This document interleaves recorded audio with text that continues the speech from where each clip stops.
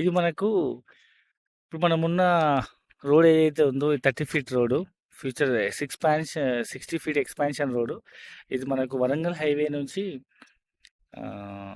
Just 10 minutes జర్నీలో same Vadicherla దాటిన తర్వాత రైట్ సైడ్ మనకు వచ్చే రోడ్ అనమాట. ఇది కూడా నిర్మల్ వైపు రోడ్. ఈ రోడ్ ఫేసింగ్లో ఉన్న 50 ఎకరాల ల్యాండ్ ఏదైతే ఉందో ఇది మనకు డిటిసిపి లేఅవుట్.